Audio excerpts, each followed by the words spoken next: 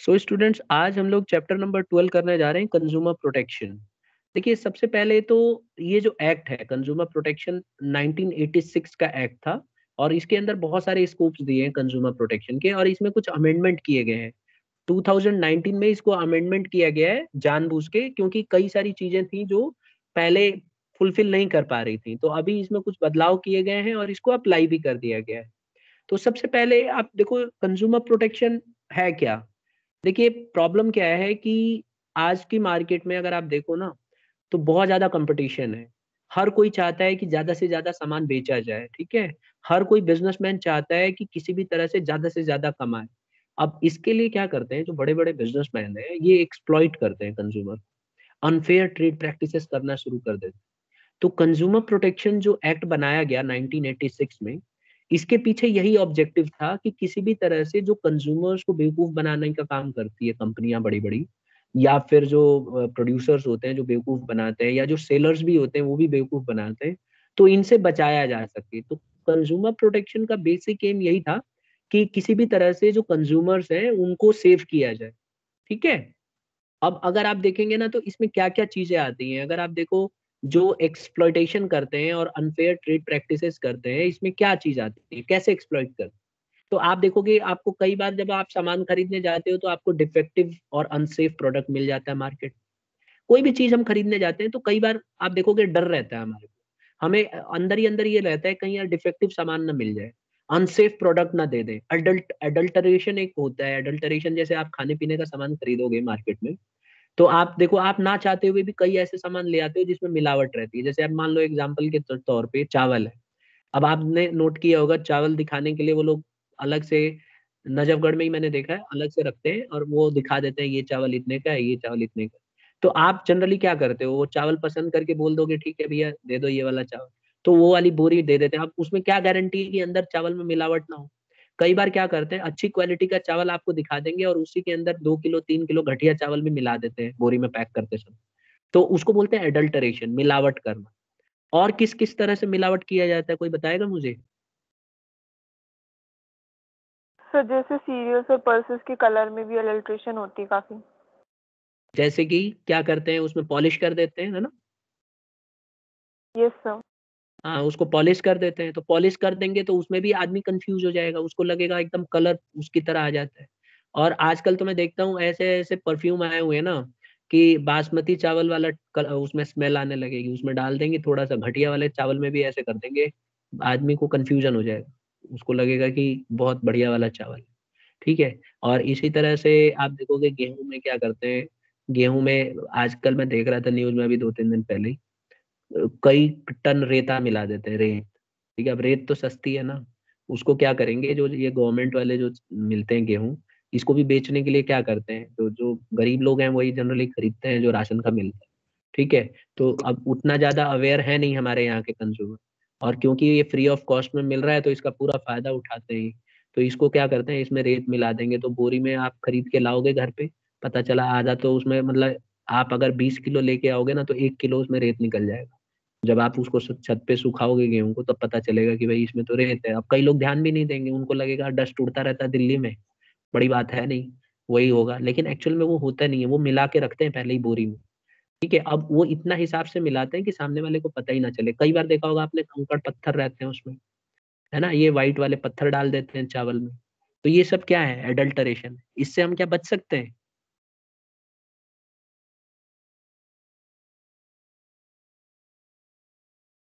कैसे बचें इससे राहुल, क्या करना चाहिए,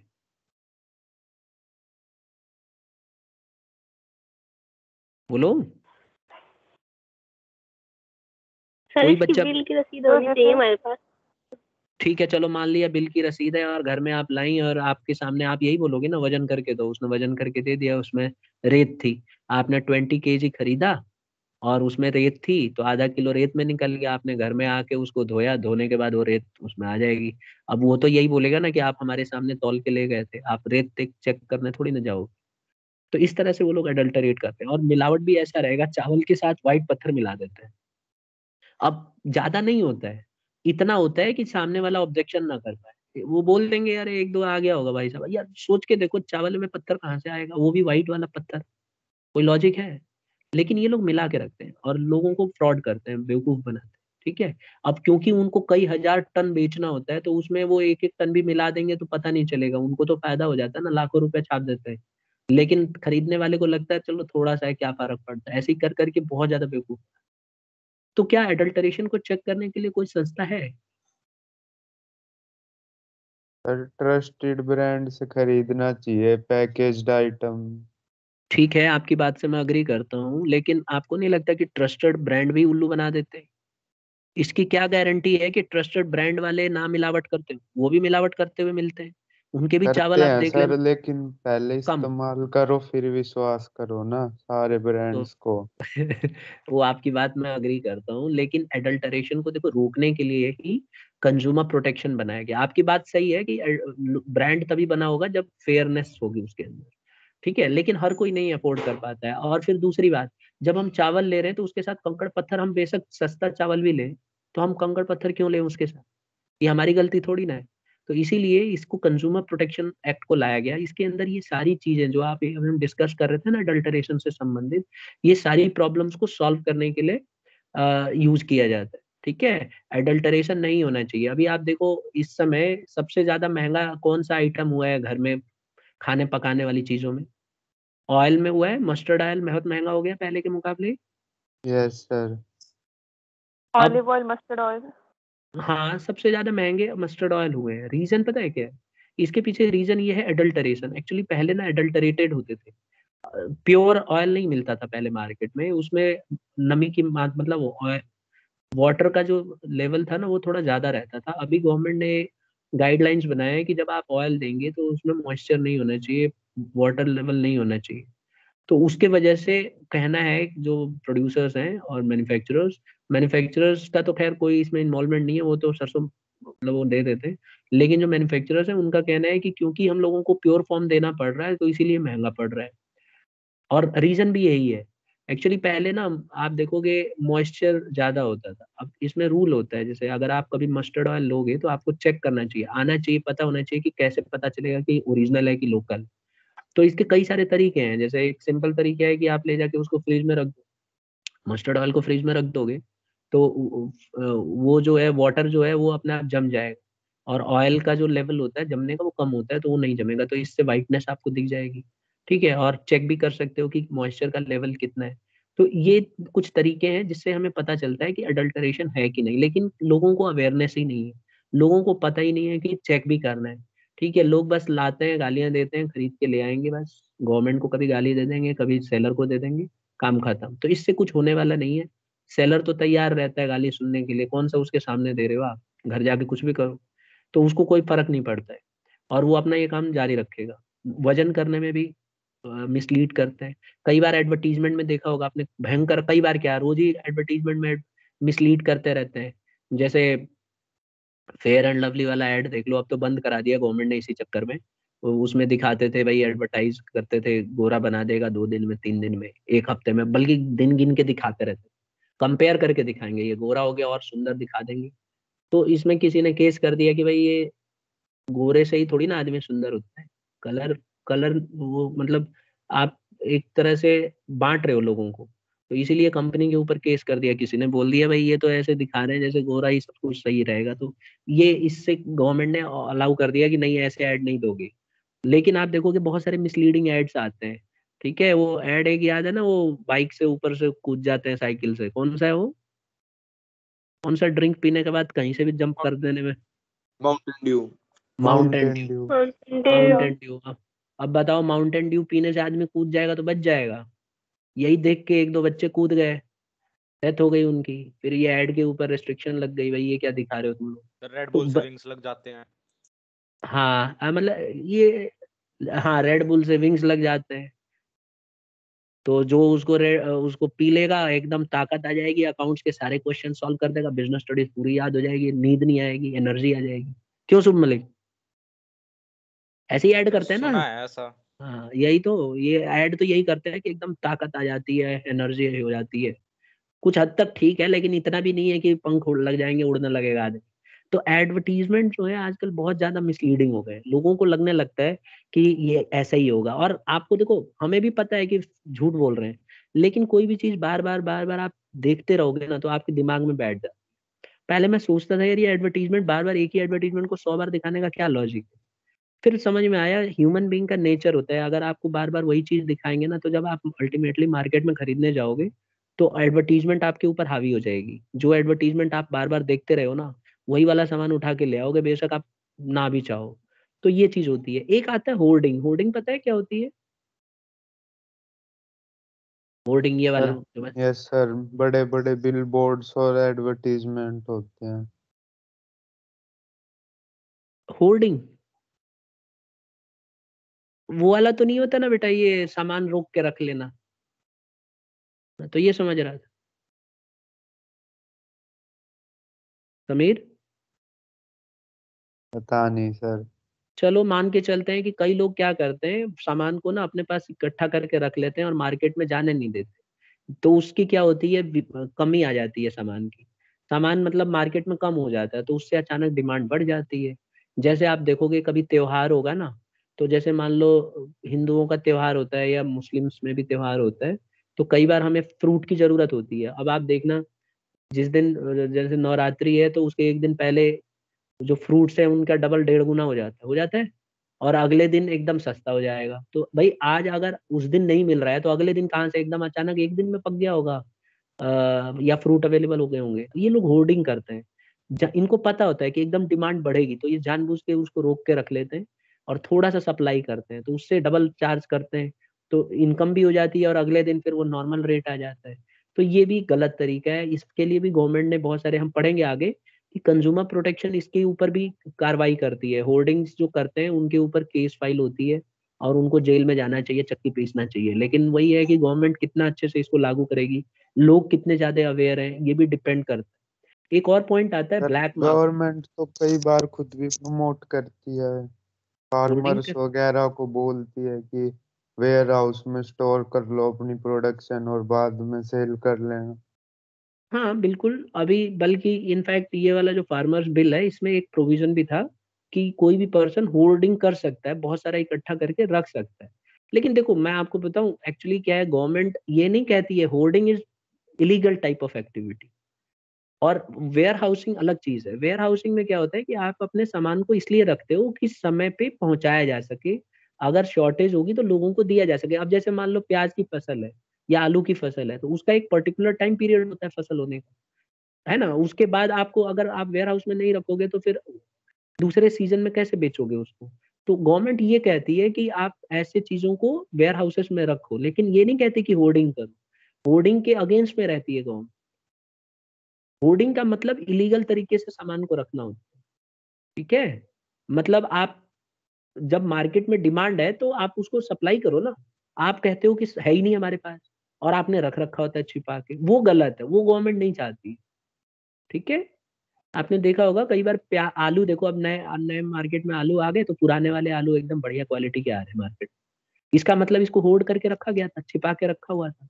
तो आलू की सप्लाई कम कर दी थी, तो इससे आलू का रेट 40 रुपए 50 रुपए किलो हो गया था। अब अचानक आलू का रेट 10-12 रुपए किलो हो गया। जबकि नए आलू आए तो पुराने आलू खत्म हो जाने चाहिए थे ना, कहाँ है वो अभी मार्केट में अभी भी मिल जाएंगे आपको, ऊपर से अच्छे क्वालिटी में मिलेंगे। तो ये होर्डिंग की पहचान है, लोग जानबूझ के होर्डिंग करते हैं जिससे ज्यादा से ज्यादा कमा सके। कुछ लोग करते हैं, सब नहीं। और ये चीज बंद होनी चाहिए। Is it clear? Yes sir. Yes sir. एक और पॉइंट आता है ब्लैक मार्केटिंग। ये भी आपने सुना होगा, ब्लैक मार्केटिंग करते हैं, जो चीज अलाउड नहीं है उसको बेचना शुरू कर देते हैं लोग। इसके वजह से भी कंज्यूमर को लगता है कि कंज्यूमर का प्रोटेक्शन होना चाहिए। इतना सब बताने का मेरा लॉजिक ये है, ये इस वजह से बता रहा हूँ कि ये सब पढ़ने के बाद ऐसा लगा जैसे कि हम लोगों को उल्लू बनाने के लिए सब लोग बैठे हुए हैं और हम लोग उल्लू बनने के लिए तैयार हैं। तो इसीलिए कंज्यूमर प्रोटेक्शन 1986 को लाया गया। और अभी चल के अभी आप देखोगे, अभी हाल फिलहाल में 2019 में इसमें अमेंडमेंट किया गया है। और इस साल से हमारे सिलेबस में इसमें जो चेंजेस आए हैं वो हमें पढ़ना है। क्योंकि पहले जो आप इमेजिन करो, 86 का बना हुआ लॉ आज की डेट तक चल रहा है। 2021 में है हम लोग, अब इनफैक्ट 2022 में आ गए हम। तो 2022 तक में यही लॉ चल रहा था। तो इसीलिए इसको चेंज करना जरूरी था। पहले आप देखेंगे कि पहले कम कम अमाउंट पेनल्टी का अलग रूल था, अब सब कुछ बदलाव किया गया। जब मैं पढ़ाऊंगा तो आपको बताऊंगा, तो वो सब हम अभी इस चैप्टर में पढ़ेंगे। तो ये सब पढ़ने के बाद हमें लगता है कि यार कंज्यूमर को प्रोटेक्ट करने के लिए कुछ तो होना चाहिए, ठीक है। और ये माना गया कंज्यूमर प्रोटेक्शन एक्ट में कि consumer is said to be the king in a free market economy. Consumer को राजा माना गया है। फ्री मार्केट इकोनॉमी में कंज्यूमर को माना गया कि कंज्यूमर राजा है, और जो कंज्यूमर चाहेगा वैसे उसको सामान मिलना चाहिए। तो क्या आज की डेट में आपको लगता है कि हम लोग राजा हैं या महाराजा हैं, नो सर। या हमें राजा राजा कह के उल्लू बनाया जाता है दुकानों में? तो सच्चाई ये है कि although we are a king, हम लोग डिसाइड करते हैं कि कौन सा सामान खरीदना है, कौन सा नहीं खरीदना। लेकिन फिर भी अगर हमारे पास कंज्यूमर अवेयरनेस नहीं होगी, अगर हमारे पास अच्छी नॉलेज नहीं होगी कंज्यूमर के राइट्स की और ड्यूटीज की, तो हम लोग दूसरों को भी गड्ढे में गिराएंगे। आपने देखा होगा कई बार हम लोग कोई सामान खरीदते हैं और हमें पता है कि सेलर उल्लू बना रहा होता है दूसरे को, तो हम लोग टोकते नहीं है, ठीक है। हम सोचते हैं हमारा फायदा हो गया, चलो निकलो। तो जो सेलर होता है वो बोल देता है भाई साहब आपको सस्ता दे रहे हो, दूसरे को मत बताना, ठीक है। तो कई लोग मैंने देखा तैयार हो जाते हैं, अच्छा ठीक है। तुरंत हमें पलट के बोलना चाहिए, क्यों भाई, उसको क्यों नहीं सस्ता दोगे आप, ऐसे कैसे बेच रहे हो आप? तो हमें कंज्यूमर के साथ खड़ा रहना सीखना होगा, क्योंकि कंज्यूमर के साथ अगर हम नहीं रहेंगे तो फिर तो दुकान वाला उल्लू बनाएगा ही बनाएगा। तो हमें पता होना चाहिए कि हमारी क्या क्या रेस्पॉन्सिबिलिटी है, हमारी क्या ड्यूटी है। और जब भी हम मार्केट में जाते हैं तो हमें अपने राइट्स को यूज करना चाहिए इनफैक्ट, ठीक है। तो कंज्यूमर प्रोटेक्शन जो है ये इसीलिए बनाया गया कि हम लोग अपने राइट्स को, जो हमारी ड्यूटीज है, रेस्पॉन्सिबिलिटी है, उसको फुलफिल कर सकें।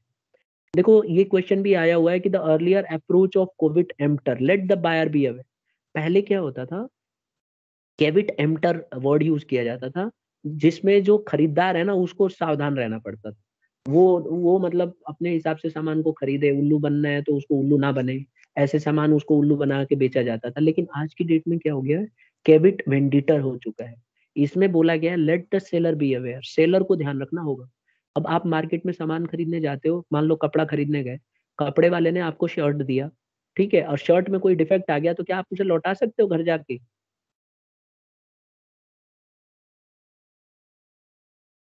Yes sir. Yes sir. Answer है हाँ, लौटा सकते हैं, क्योंकि हमारे पास उसके लिए बिल होनी चाहिए। तो अगर हमारे पास बिल है तो कंज्यूमर प्रोटेक्शन एक्ट कहता है कि आप लौटा सकते हो, तो आप जाके उसको लौटा दो। तो आजकल सेलर को अवेयर रहने की जरूरत है, ना कि बायर।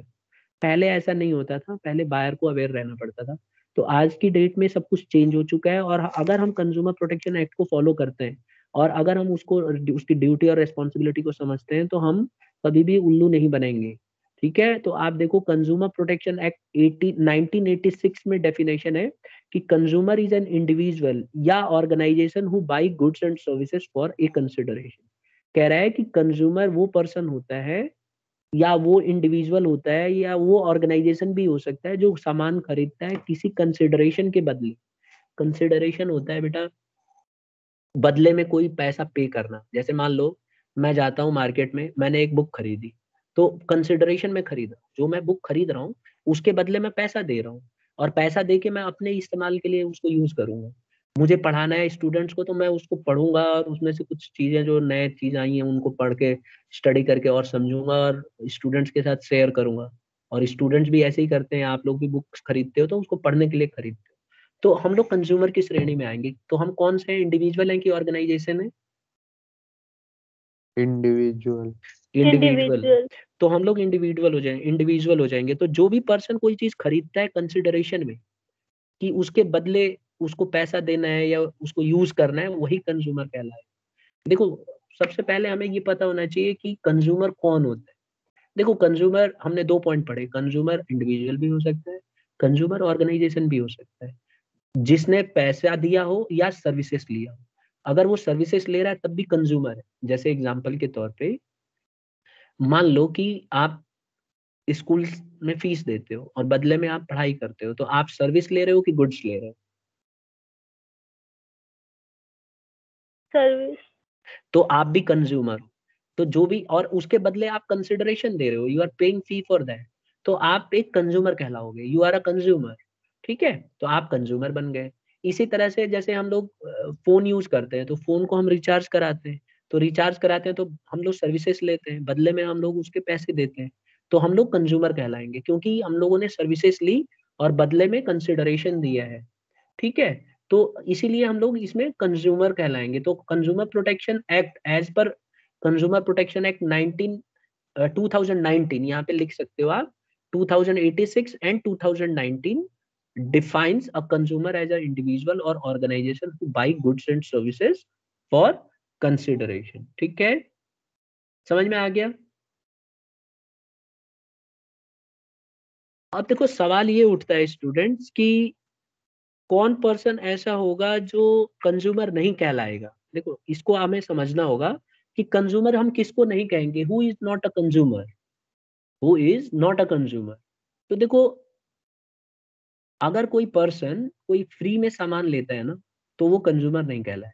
एग्जाम्पल के तौर पे कोई भी पर्सन अगर कोई चीज फ्री में लेता है तो उसको हम कंज्यूमर की कैटेगरी में नहीं रख सकते। ठीक है, अगर कोई पर्सन फ्री में सर्विसेज लेता है तो उसको हम कंज्यूमर की कैटेगरी में नहीं रख सकते। अगर किसी आदमी ने, ध्यान से सुनते जाना, अभी पूछूंगा मैं, दो चीज बता चुका हूँ। क्या बताया मैंने? कि अगर कोई पर्सन कोई भी सामान गुड्स फ्री में लेता है तो क्या वो कंज्यूमर माना जाएगा? No sir. नहीं। नंबर 2 मैंने बोला कि अगर कोई पर्सन सर्विसेज फ्री में लेता है तो क्या वो कंज्यूमर माना जाएगा? नहीं। ठीक है। तीसरा, who obtain goods for resale, अगर कोई पर्सन रीसेल के लिए सामान लेता है, दोबारा बेचने के पर्पज से लेता है, तो क्या वो कंज्यूमर माना जाएगा? आंसर है नहीं। जैसे मान लो मैंने बुक लिया और मुझे पढ़ना है और मुझे पढ़ाना है, तो मैं अपने लिए ले रहा हूँ, ये मेरी अर्निंग है, ये मेरे को करना पड़ेगा क्योंकि मेरा ये जॉब है, मैं टीचर हूँ, तो मैं तो कंज्यूमर हूँ। लेकिन अगर यही बुक मैं लेके और बेचने के पर्पज से लेता हूँ कि भाई मेरे को बेचना है कमर्शियल पर्पज के लिए, मैंने एक दुकान खोल रखी है, बहुत सारी बुक्स खरीदता हूँ और उनको बाद में बेचता हूँ लोगों को, तो मैं फिर कंज्यूमर नहीं माना जाऊंगा। तो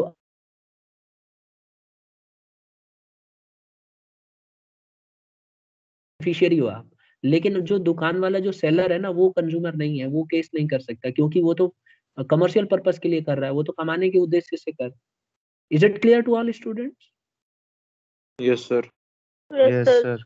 ठीक है, तो इससे हमने ये सीखा कि अगर कोई कमर्शियल पर्पज के लिए काम करता है तो वो कंज्यूमर कभी भी नहीं हो सकता।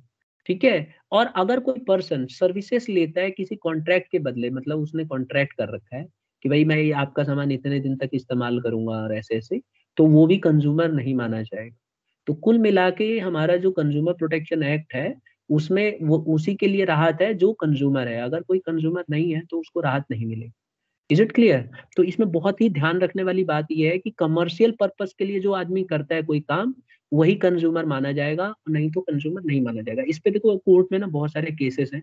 अभी कुछ दिन पहले मैं 1 महीने 1.5 महीने पहले एक पढ़ रहा था कि कंज्यूमर का ही एक केस है कोर्ट में, मतलब केसेस होती है ना, तो एक ट्रैक्टर, अब नाम मैं भूल गया उसका, वो ट्रैक्टर का केस है। किसी पर्सन ने ट्रैक्टर लिया, ध्यान से सुनना, देखता हूँ कौन बच्चा सही बताता है कि वो कंज्यूमर है कि नहीं। एक आदमी ने ट्रैक्टर खरीदा, ठीक है, मैं नाम भूल रहा हूँ, कोर्ट में केस है इसका, आप पढ़ोगे अगर केसेस तो ये मिल जाएगा। उसने ट्रैक्टर खरीदा और ट्रैक्टर में क्या किया कि ट्रैक्टर अपने खेत में हल वल जोतने के लिए यूज करता था। ठीक है। अभी क्या हुआ, किसी ने उसको राय दी, अपने गांव वाले नहीं, किसी ने बोला यार एक काम करो, आप ट्रैक्टर को थोड़ा बहुत और भी चला के लोगों की खेती वेती कर लो, जब ट्रैक्टर खाली पड़ा रहता है तो इसमें आपका भी खर्चा निकल जाएगा। उसने कहा यार बात तो सही है। फिर उसने क्या किया, आसपास के गांव के लोगों की खेती करने लग गया, खुद ही चलाता था ट्रैक्टर। और एक दिन क्या हुआ, उसके ट्रैक्टर का एक्सीडेंट हो जाता है, ट्रैक्टर पलट जाता है, उसकी डेथ हो जाती है।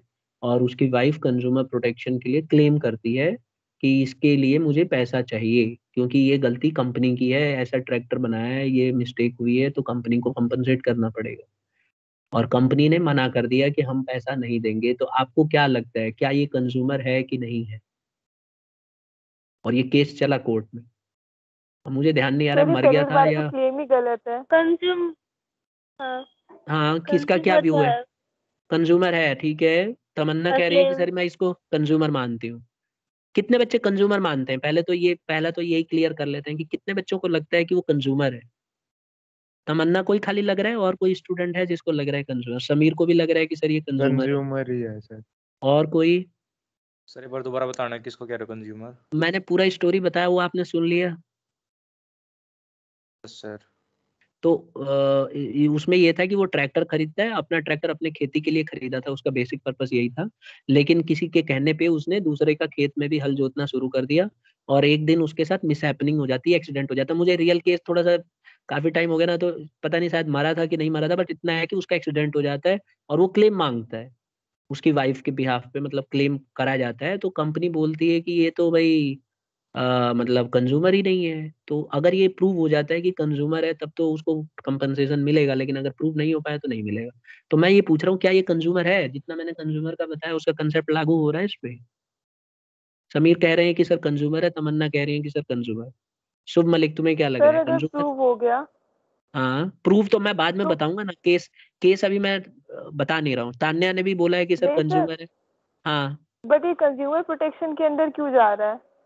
कोई भी कंपनी जो गाड़ी बेचने वाली है वो 100% तो बोलती ही नहीं है कि एक्सीडेंट होगा तो आप मरोगे नहीं या एक्सीडेंट नहीं होगा। नहीं, टेक्निकल अगर फॉल्ट होता है किसी कंपनी की कार में या किसी में भी तो वो उसकी गलती है। इसमें फिर कंज्यूमर की क्या गलती? यहाँ पे यही टेक्निकल फॉल्ट से मरा। हाँ, मान के चलते हैं कि उसमें कोई कमी थी। मान लो ट्रैक्टर में एक बार को कोई कमी आ जाती है और उसके वजह से उसकी डेथ होती है, तो क्या? मैन्युफैक्चरिंग डिफेक्ट है सर। हाँ, ऐसे कह लो। तो ठीक है, मैं बताता हूँ। एक्चुअली क्या हुआ कि कोर्ट ने वर्डिक्ट दिया कि ये एक कंज्यूमर है। पहली बात तो झगड़ा इसी बात पे हुआ था कि ये कंज्यूमर नहीं है। कंपनी कह रही थी कि ये तो कमर्शियल पर्पस के लिए काम कर रहा है, प्रॉफिट कमाने के लिए कर रहा है। लेकिन कोर्ट ने बोला कि ठीक है, कमर्शियल पर्पस तभी माना जाएगा जब इसने किसी को हायर किया होता है। ये अपने सर्वाइविंग के लिए, लिविंग पर्पस के लिए कर रहा है, अपने लिविंग जिंदा रहने के लिए इसको ये करना था। इसका बेसिक नीड है ये। कोई भी आदमी ट्रैक्टर खरीद के खाली थोड़ी ना खड़ा छोड़ेगा। हाँ, अगर वो कोई ड्राइवर रखा होता और किसी को उसने उसके अगेंस्ट में रखा होता नौकरी पे और लेबर रखा होता और तब ऐसा इंसिडेंट होता, तब वो तो कमर्शियल पर्पस। लेकिन अगर वो खुद ही उसको अपने खेत में जोत रहा है और फिर कभी कभी बीच में टाइम लगता है तो दूसरे की भी खेती कर रहा है, तो उसमें कोई गलत नहीं है। वो कंज्यूमर नहीं माना जाएगा। ये माना जाएगा कि वो उस सर्विसेज का खुद के लिए इस्तेमाल कर रहा था, ना कि दूसरे के लिए। Is it clear? Yes sir. Yes sir. ठीक है, तो ये एक कंज्यूमर माना जाएगा।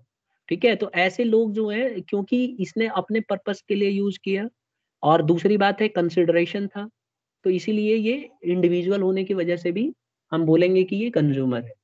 तो अगर कंज्यूमर साबित हो जाता है तो फिर जो कंज्यूमर के राइट्स है उसको वो क्लेम कर सकता है। और अगर वो कंज्यूमर साबित नहीं होगा तो पहली बात तो उसे क्लेम ही नहीं कर पाएगा। तो यही चीज कंपनी ने कोशिश की कि इसे किसी भी तरह से कंज्यूमर साबित ना होने दिया जाए। तो आप समझ गए होंगे कि कंज्यूमर साबित होने के लिए आपको कुछ चीजें हैं जो बेसिक फॉर्मेलिटीज होनी चाहिए। पहली बात, ये जो लाइन लिखी है ना, देखो एक्चुअली क्या होता है, लॉ के अंदर एक एक शब्द बहुत इंपॉर्टेंस हो जाता है। तो मैं इसलिए इसको हाईलाइट कर रहा हूँ, ये दो चीज पे ध्यान रखना। एक तो कंज्यूमर एक इंडिविजुअल हो सकता है और ऑर्गेनाइजेशन भी हो सकती है, और जो बाई करती है गुड्स और सर्विसेज फॉर कंसिडरेशन। तो जब भी आपको लगे कि किसी कंसिडरेशन के लिए बदले में उसने पे किया है, तो उसके लिए उसको कंज्यूमर माना जाएगा। अब जैसे मान लो कोई सरकारी हॉस्पिटल में ऑपरेशन कराते और उस ऑपरेशन में कोई मिस्टेक हो जाती है डॉक्टर से, तो क्या वो कंपनसेशन ले सकता है?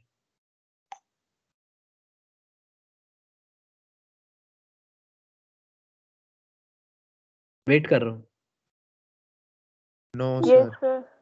नहीं ले सकता। कितने बच्चे यस कह रहे हैं? जरा हैंड रेज करें। कितने बच्चे यस हैं? गौरी भारद्वाज क्लेम नहीं ले सकता बेटा, गौरी। क्योंकि मैं अभी थोड़ी देर पहले मैंने क्या बताया आपको, ध्यान नहीं दे रही हो आप क्लास में। मैंने क्या बोला कि कंज्यूमर वही है जो कंसिडरेशन दे, सामान के बदले पैसा दे। जब उसने सरकारी हॉस्पिटल से अपनी सर्विसेज ली तो not for consideration, he is taking free of cost.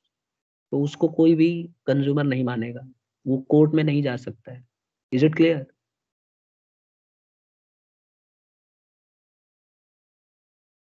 समझे? Yes sir. तो एक मेरे दिमाग में एक और क्वेश्चन आ रहा है अभी। ये जो हम वैक्सीन ले रहे हैं, ये फ्री ऑफ कॉस्ट ले रहे हैं कई लोग, राइट? Yes sir. तो इस हिसाब से तो हम भी कंज्यूमर नहीं हुए। कल को अगर कोई प्रॉब्लम हो जाएगी तो यार हम तो जा भी नहीं सकते, या जा सकते हैं? सोचो। सर फिर वो कंज्यूमर प्रोटेक्शन एक्ट में नहीं जा सकते, उसमें तो जा सकते हैं। गवर्नमेंट की रिस्पॉन्सिबिलिटी पे तो क्वेश्चन रेज कर ही सकते हैं। अच्छा, आपको नहीं लगता है कि ये जो वैक्सीन खरीदी है गवर्नमेंट ऑफ इंडिया ने खरीदी है, तो ये ऑर्गेनाइजेशन हो गया? तो ऑर्गेनाइजेशन ने फॉर कंसिडरेशन ही खरीदी होगी, है कि नहीं? Yes sir. तो क्या ऑर्गेनाइजेशन कंज्यूमर नहीं बन गई? आंसर है हाँ सर, बन गई। तो इसका मतलब तो गवर्नमेंट भी जा सकती है, गवर्नमेंट कंज्यूमर हो गई यहाँ पे, तो कंपनी के खिलाफ केस कर सकती है। तो जितने भी गवर्नमेंट वैक्सीन लगवा रही है, कल को अगर कुछ मिसहैपनिंग होती है तो गवर्नमेंट के पास राइट है कि उस कंपनी के अगेंस्ट में जाए और उससे कंपनसेशन ले, ठीक है? तो ये यहाँ पे पॉइंट ध्यान रखना है कि इंडिविजुअल भी हो सकता है और ऑर्गेनाइजेशन भी हो सकती है। तो देखो लॉ में कितना बारीकी से लिखा जाता है, कोई भी मिस्टेक नहीं निकलनी चाहिए लॉ में, क्योंकि मिस्टेक निकालने वाले लाखों करोड़ों लोग हैं, ठीक है? जरा सा रूल चेंज हुआ, लोग मिस्टेक निकालना शुरू कर देते हैं। जैसे अगर रूल है कि भाई 18 साल से कम वाला बच्चा बाइक नहीं चलाएगा, तो उसमें बहुत सारे रूल्स बनाए गए हैं कि 18 साल वाले को आप जेल में नहीं डाल सकते, ना समझ है। तो अब उसको कैसे जेल दोगे? वो तो ना समझ है। तो इसीलिए उसके पेरेंट्स को उठा के ले जाएंगे, चलो भाई आप ही लोग, आपने चाबी क्यों दी? तो आप तो समझदार हो, आपने चाबी क्यों दी? उनको जेल में डालने का प्रोविजन है ना ऐसा। Sir juvenile yes sir. भी डाल सकते हैं। लेकिन वो तो ना समझ है ना। अभी कोर्ट में क्या लॉ क्या चल रहा है इस समय कि अगर कोई बच्चा कार चलाता हुआ पकड़ा गया, 18 साल से कम एज है, तो उसके पेरेंट्स को सजा होगी, है ना? और गाड़ी सील हो जाएगी। तो कुछ इसके पीछे लॉजिक होता है। अब मान लो अगर मैं पहले सोच रहा था बच्चे को पकड़ के डालो ना जेल में, फिर ध्यान आया भाई बच्चा तो छोटा है, वो तो ये बोल देगा कोर्ट में, ये प्रूव कर देगा कि ना समझ है, इसी अब ना समझी की वजह से चला गया वो। तो उसको फिर उस तरह की पनिशमेंट आप दे ही नहीं सकते। और ठीक है, तो ऐसे में पेरेंट्स के ऊपर लगा दिया कि भाई पेरेंट्स ही चाबी मत दो, तुम तो समझदार हो, ठीक है? समझ में आया? हाँ ना बोलो। Yes sir. Yes sir. Moral of the story is कि हमें बाइक वाइक नहीं चलानी है जब तक 18 साल की नहीं हो। तो अगली क्लास में हम लोग पढ़ेंगे इसमें लीगल प्रोटेक्शन कंज्यूमर्स की, ठीक है? और इसमें कुछ चेंजेस हुए हैं, मैं ये ना आपको स्लाइड चेंज करके बाद में दूंगा, ठीक है? आज थोड़ा इस पे मुझे करना पड़ेगा थोड़ा सा चेंजेस, और मैं आपको देखता हूँ बाई इवनिंग आपको प्रोवाइड करा दूँ, ठीक है ना? तो इतने पे ही ओवर करते हैं, अगली क्लास आगे कंटिन्यू करते हैं।